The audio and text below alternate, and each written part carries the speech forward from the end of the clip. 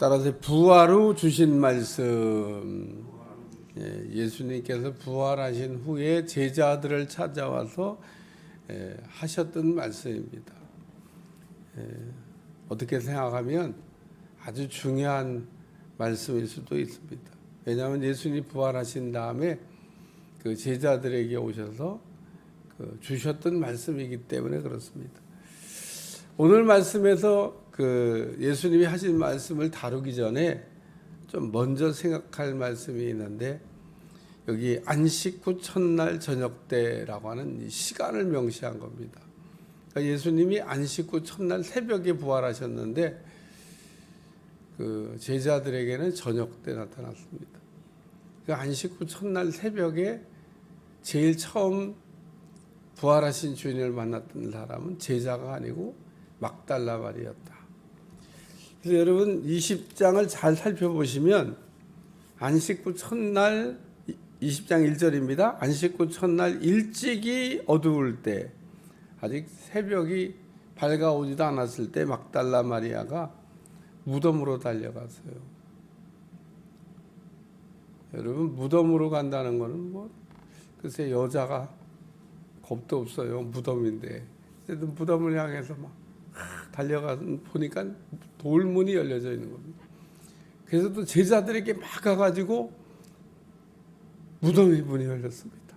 그러니까 또 제자들이 막 달려오는데 다른 박질은 요한이 잘했나 봐요. 요한이 먼저 왔는데 들어가지는 못하고 무덤 밖에 서 있는데 베드로가 또 나중에 베드로가 들어가서 보니까 예수님이 안 계신 거예요. 안 계시네? 그러고 간 겁니다. 그게 다예요. 그리고 제자들은 돌아가가지고 지금 안식 후 첫날 저녁 때 유대인들이 무서워가지고 문도 못 열어. 잡혀가면 죽을까봐 덜덜덜 떨고 있는 제자들.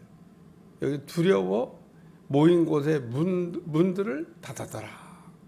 뭐 문 닫는다고 잡으러 온 사람이 뭐 못 잡아갈 것도 아닌데 어쨌든 문을 닫아야 그래도 안심이 되잖아요. 잡으러 와서 잡히면 우리도 그냥 이제 스승님도 없는데 우리 이제 다 죽었다. 그래서 죽음에 대한 두려움, 뭐 또 앞날에 대한 두려움에 빠져 있는 그 제자들의 모습. 안식 후 첫날 새벽에 이렇게 이제 막달라 마리아가 무덤에 갔는데 무덤 문은 열렸고 제자들한테 알렸더니 왔다가 또 갔고, 그래서 20장 11절에 보면 마리아는 무덤 밖에 서서 울고 있더니 울면서 꾸부려 무덤 안을 들여다보니, 이렇게 울다가 무덤 안을 이렇게 들여다봤나 봐요. 근데 무덤 안에 예수님 누워 계셨던 곳에 머리편에 발치에 천사들이 앉아 있고, 또 뒤에서 예수님이 얘기하시는데 동산직인 줄 알았다가 이제 낯익은 목소리로 마리아야 그럴 때 예수님인 줄 알아본 마리아. 예수님이 이렇게 부활한 제자들에게 오셔서 첫 번째 하신 말씀은 평강이 있을지어다. 이 얘기를 두 번이나 하셨어요. 오늘 본문에 보면 19절에도 너희에게 평강이 있을지어다. 21절에도 너희에게 평강이 있을지어다.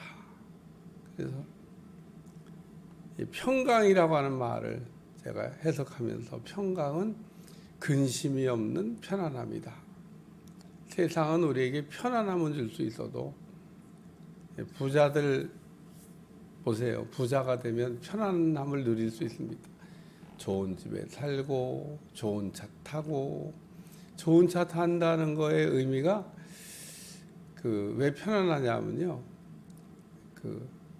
사고 났을 때 좋은 차는 사람이 잘 안 죽습니다. 그 차 안에 안전장치가 에어백도 잔뜩 있고 차도 원래 견고하게 만들었고, 그래서 좋은 차가 꼭 편안하다기보다 안전하기 때문에 부자들이 비싼 차를 하는 겁니다. 대통령이 타고 다니는 차 뭐 총 쏜다고 그게 뭐 총이 뚫을 것 같아요? 못 뚫습니다. 왜? 비싸니까. 방탄을 딱 웬만한 또 무슨 뭐 포탄 같은 거 맞아도 그냥 바퀴가 다 터져도 간다고 하더라고. 그 차는 계속 달린다고. 야, 이거 얼마나 차를 잘 만든 거예요. 근데 그런 차는 우리 일반인 사람들이 못 타고 다니죠. 왜? 비싸서. 팔지도 않아요. 어마어마하게 비싸고. 그래서 돈이 많다고 그러면 집도 좋은 데서, 차도 좋은 거. 뭐 그렇습니다만은 근심 걱정을 해결하지를 못해. 근심 걱정. 평강이라는 이 말에는 근심 걱정이 없는 편안함. 하나님만 우리에게 줄 수 있는 은혜와 축복입니다. 제자들에게 평강이 있을지어다 그러잖아요. 여러분도 지금 아멘을 막 속으로 크게 하고 계시죠? 평강이 있을지어다. 아멘이죠, 뭐. 하나님의 말씀은 이렇게 떨어질 때 받으면 내 거가 되는 거예요. 지금 평강이 있으라고 예수님이 제자들에게 하신 말씀을 제가 이게 리피팅 하잖아요, 리피팅. 예수님이 하신 거나 뭐 제가 하는 거나 뭐. 그러니까 예수님이 하신 거를 제가 다시 한번 이게 대행해서 반복하는 겁니다. 예수님이 제자들에게 평강이 있을지어다 그러니까 제자들이 아멘 그랬겠죠. 하여튼 우리에게는 그 근심이 없는 편안함, 이거 우리 하나님만 우리에게 줄 수 있는 겁니다. 우리가 은혜 받았다 그러면 근심이 사라지고, 우리가 근심이 많은데 그게 어느 날 없어져요. 그리고 편안한, 그래서 사랑하는 자에게 잠을 주시는 도다. 오늘 우리가 하나님 안에 있으면 잠도 잘 잡니다. 세상 사람들, 부자들 가운데 잠 못 자는 분들이 좀 있습니다. 돈은 많은데 잠을 못 자. 잠을 좀 한번 푹 잤으면 좋겠다고 하는 분도 많습니다. 머리가 너무 아픈가 봐. 돈은 많은데 머리가 아픈가 봐. 오늘 우리에게는 하나님이 우리에게 주시는 평강의 은혜를 누리시기를 주여 축원합니다. 두 번째 주님이 하신 말씀은 나도 너희를 보내노라. 그런 말씀이에요. 아버지께서 나를 보내신 것 같이. 예수님도 파송받고 오셨는데 예수님도 제자들을 파송한다는 겁니다. 보낸다는 거예요. 보낸다는 거. 가라는 겁니다. 어디로? 땅 끝까지 복음 들고 가라. 그냥 가는 게 아닙니다. 복음 들고 가는 거지. 오늘 우리가 부든 바라 나서니 뭐 어디든지 가오리다. 그냥 막 세상을 헤매고 다니는 게 아니라 복음을 전하기 위해서 어디든지 간다 그런 얘기입니다. 가고 싶은 데도 가고 가기 싫은 데도 가고, 복음을 어떻게 다 전하고 싶은 데만 가도 전해요. 전하기 싫은 사람한테도 가서 복음을 전해요. 근데 전하기 싫은 사람한테는 전하기 싫어. 우리는 그런 거에 대한 개념 없이 조금 이렇게 살았기 때문에 우리도 그런 개념이 있긴 있구나. 우리 가운데도 예를 들면 일본에 대해서 아주 막 이렇게 이런 감정을 갖고 있는 사람한테 너 일본 가서 복음 전해라. 아유, 왜 하필이면 또 일본이냐? 나라도 많은데 이런 생각 들지 않겠어요? 우리가 가고 싶은 곳도 있지만 가기 싫은 곳도 있습니다. 가기 싫은. 유대인들에게는 이방인들에게 가는 거 그게 가기 싫은 일이야. 자기 동족에게 가는, 유대인에 가는, 그거야 뭐 할렐루야죠. 뭐. 바울을 하나님 부르셔서 야 너는 이방인한테 가서 복음 전해라. 바울이 거기에 토다른 것 같지는 않아요. 아무것도 그런 내용이 성경에 안 나옵니다. 그 얘기는 이 바울이 은혜 받고 부름 받아 나서니 뭐 어디든지 가오리다. 이방인에게 가라니까 네. 그러면서도 로마서에 보면 야, 내 동족에 대한, 내가 이방인데 이렇게 많이 전도해서 가기만 하면 어떻게 예수님을 믿네. 이 사람들 참 희한한 사람들이다. 이 바울이 가서 복음만 전하면 막 은혜를 받는 겁니다. 근데 자기 동족은 어째 이렇게 복음을 전해도 그냥 맨날 나나 죽이려고 쫓아다니고 복음도 모르고. 그래서 오늘 예수님이 가라고 한 말씀은 그냥 어디 뭐 세상을 그냥 여행하고 오라고 간 게 아니고 복음 들고 가라는 겁니다. 그러니까 오늘 복음은 그래서 내가 전하기 쉬운 사람에게도 전하고 전하기 싫은 사람한테도 전하고. 복음의 핵심은 예수님이 그리스도가 되십니다. 그게 복음이에요. 미국 사람들한테는 그래서 그 전도할 때 오늘 죽으면 천국 갈 수 있습니까? 이렇게 전도를 시작했던 게 전도 폭발입니다. 그게 아주 미국 사람들한테 먹혔어요. 왜 미국 사람한테는 그 메시지가 먹혔냐? 미국 사람들은 교회 안 가도 다 그리스도이냐? 교회 안 간다고 뭐 예수님 부정하거나 안 믿는 게 아닙니다. 다 믿는데 믿으면서도 산으로 가고 들로 가고 뭐 그래갖고 또 어떤 사람은 산으로 가고 들로 가는 그리스도인을 쫓아다니면서 복음을 전했다고 하더라고. 등산하시기 전에 예배드리고 등산하세요. 그러니까 또 사람들이 모인다네. 해변가 가서 저기 막 수영 치고 놀기 전에 모여서 예배드리고 수영 치고 놀으세요. 그러니까 또 뭐 모인다네. 그 왜 모이냐? 또 쫓아와서 또 한다 그러는데, 그래 예배 드리고 놀지 뭐. 정상이 아닙니다. 정상이. 그러니까 교회는 안 나가도 그냥 다 믿고 있는, 뭐 예수님을 부정하지도 않아요. 그런 사람들한테 전도 폭발. 당신 오늘 죽으면 천국 갈 수 있어? 그러니까 어머 지옥 가면 어떡하지? 이래갖고 많은 사람들이 예수님께로 돌아왔다. 그게 미국에서 폭발적으로. 근데 한국 사람한테는 안 먹혀요. 한국 사람들은 왜 안 먹히냐? 안 믿는 사람이 천지인데 무슨 당신 오늘 죽으면 이 사람이 지금 쓸데없는 뭔 소리 하는 거 지금. 이런 사람들이 많아서 그게 거의 뭐 80~90% 그리스도인인 나라에서 쓰던 그 전도 방법입니다. 그 다음에 또 나온 게 사형리도 있잖아요. 사형리. CCC에만 사형.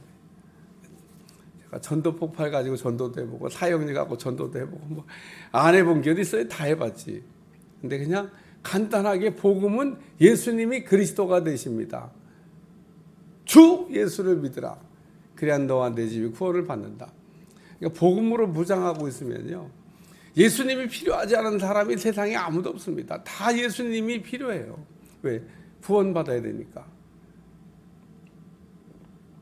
그래서 예수님이 우리를 구원하기 위해 오셨고 예수님 믿으면 구원받습니다. 이게 복음의 핵심입니다. 그래서 바울이 내가 어떻게 해야 구원을 받겠습니까? 그러니까 주 예수를 믿으라. 그리하면 너와 내 집이 구원을 받으리라. 그 간수가 그냥 간수뿐만 아니라 온 집안 식구가 다 구원받았잖아요. 그러니까 복음은 예수님이 그리스도가 되십니다. 예수님이 내 죄를 해결해 주셨습니다. 세 번째 말씀은 성령을 받으라 이렇게 말씀하셨습니다. 숨을 내쉬며 이르시되, 여기에도 의미가 있어요. 숨을 내쉬며 이르시되 성령을 받으라. 우리 주님 숨을 내쉬면서 성령을 받으라 이렇게 말씀하셨는데, 그러니까 제자들에게 성령 받을 거를 부활하신 후 말씀하셨다. 왜 성령을 받아야 될까? 이 땅에서 복음도 잘 전하고, 이 땅에서 마귀와 싸워서 이기기도 하고, 이 땅에서 넘어지지 아니하고 우리가 신앙생활을 잘하는 방법이 바로 성령님을 의지하는 거라는 겁니다. 주님은 이제 곧 가실 거지만, 또 가셨지만 우리 주님 뒤를 이어가지고 성령님께서 오셔서, 그래서 2000년 전에 제자들은 예수님과 이렇게 동거하며 살았지만은 오늘날 우리는 성령님과 동거하며 사는 겁니다. 예수님은 이렇게 육신의 몸을 입고 오셨으니까 눈에 보여서 좋았을까? 지금은 성령님이 안 보이니까 좀 그런가? 근데 제가 볼 때는요, 뭐 육신의 몸으로 오셔서 이게 볼 수 있게 하신 거나 안 보이는 거나 뭐 별 차이가 없습니다. 예수님 뭐 이렇게 눈으로 보고 따라다닌다고 뭐 제자들이 뭐 눈으로 보이는 그 예수님을 보고 뭐 탁월하게 뭐가 변했어요? 그럼 눈에 안 보이는 성령님은 그러면 탁월하지 않습니까? 우리가 어떻게 만나느냐에 따라서 예를 들면 제자들이 예수님을 통해서 얻은 거, 오늘 우리가 성령을 통해 얻는 거, 오늘 우리는 성령님을 위해서 인격적으로 만나야 된다 이런 얘기를 많이 하잖아요. 그래서 성령님을 우리가 인격적으로, 아주 성령님이 정말 인격적이십니다. 막 사람과 사람 사이에는 이 비인격적일 때가 많은데, 사람을 그냥 물건 취급할 때, 어떤 사람은 그냥 사람이 있는데도 사람이 없는 것 같이 막 그렇게 취급하고 사는 사람 있잖아요. 그런 사람하고 살려면 진짜 막 피곤할 것 같아요. 사람이 있는데 사람을 무시해. 없는 것처럼 막. 그러면은 얼마나 비인간적이에요. 사람이 있는데. 저 여기 있는데요. 응? 있어? 이러고 말이에요. 사람에게 아주 그냥. 근데 우리 성령님은 안 그렇습니다. 그러니까 우리도 성령님을 그렇게 인간이 어떤 사람을 보고 이게 없는 것처럼 이렇게 투명 인간 취급하듯이 그렇게 비인격적으로 하듯이 우리가 성령님을 또 그렇게 한다는 겁니다. 아니, 성령님 계신데 왜 성령님을 투명 인간, 투명 성령님처럼 취급해? 없는 것처럼. 우리는 사람이 사람에게 그렇게 하면은 나쁜 사람이야. 그러면서 우리는 성령님께 대해서 또 성령님이 계신데 안 계신 것처럼 우리가 살면 우리도 나쁜 사람인 거죠. 우리는 늘 우리와 함께 계신 성령님, 아주 가까이 계신 성령님. 그래서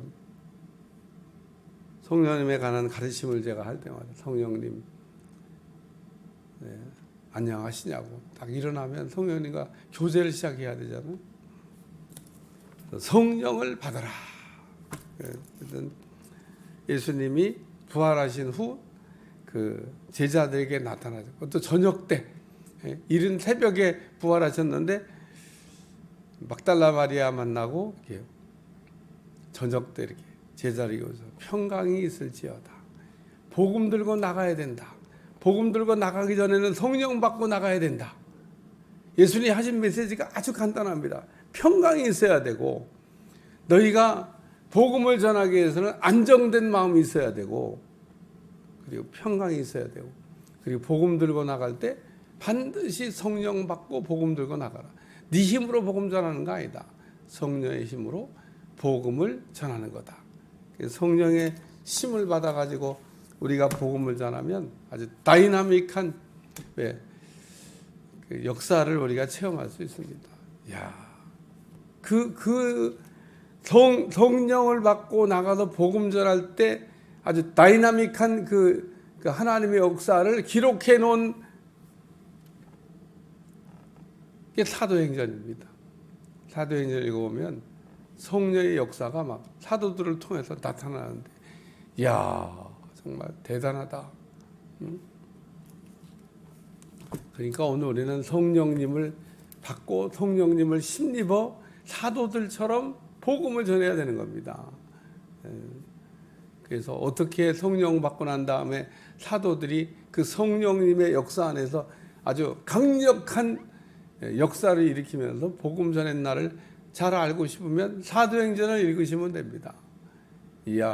성령 받기 전에는 무서워가지고 문도 못 열고 덜덜덜 떨고 있던 제자들이 갑자기 성령 받더니 이게 죽는 것도 안 무서운가 봐요. 막 나가서 복음 전합니다. 3,000명, 5,000명이 회개하고 돌아옵니다. 안진뱅이가 일어납니다. 죽은 자가 살아납니다. 이게 무슨 갑자기 제자들이 왜 이러지? 성령 받고 나서 성령의 힘을 이렇게 통해서 역사하니까 그렇다, 그런 얘기입니다. 그리고 사도행전 또 뒤로 넘어가면 사도 바울을 앞에는 그 제자들, 뒤에는 사도 바울. 그래서 어떻게 유대인과 이방인들에게 복음의 역사가 일어나고 있었는지를 기록한 사도행전. 기도하겠습니다. 오늘도 부활하신 주님께서 제자들에게 나타나셔서 평강이 있으라, 복음 들고 나가라, 성령 받고 나가라고 하는 말씀을 들려주셨는데, 오늘도 복음으로 무장하고 성령 안에서 복음을 전할 수 있도록 축복해 주옵소서. 예수님의 이름으로 간절히 기도합나이다. 아멘.